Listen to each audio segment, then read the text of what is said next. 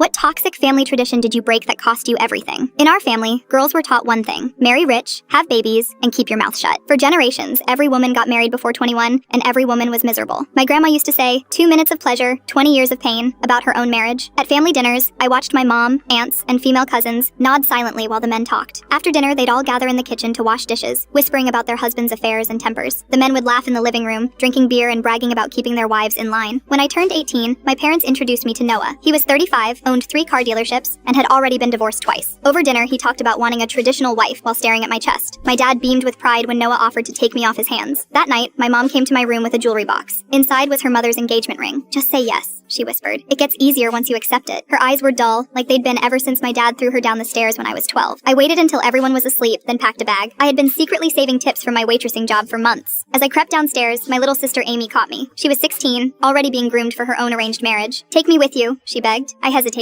2 runaways would be harder than 1, but I remembered how last week, Dad had started talking about Amy's ripeness to his business friends. We left that night. I had $3,400 saved. We took a bus to my friend Lena's college town, 3 states away. She let us crash in her dorm while I found a job as a bartender. Amy enrolled in the local high school, her first time in public school after years of religious homeschooling. For 6 months, we built a new life. I worked doubles to save for an apartment. Amy joined the debate team and made real friends. She smiled more than I'd ever seen. Then one night, I came home to find my dad and 3 uncles in our tiny studio apartment. They had beaten the address out of our cousin Thomas, who'd been secretly helping us. Amy was curled in a corner, clutching her debate team trophy like a weapon. Dad grabbed her first, but as they dragged her out, I swung the metal bat I kept by the door. I hit my Uncle Greg's knee. When he dropped, I grabbed Amy, and we ran. We spent that night in a women's shelter, then moved to another state. I worked 3 jobs while getting my GED. Amy finished high school and got a full scholarship to NYU. The family found us twice more over the years. Each time we moved. Each time we got stronger. Now I'm 27, own a small marketing company, and Amy's in law school. We haven't spoken to our family in 5 years.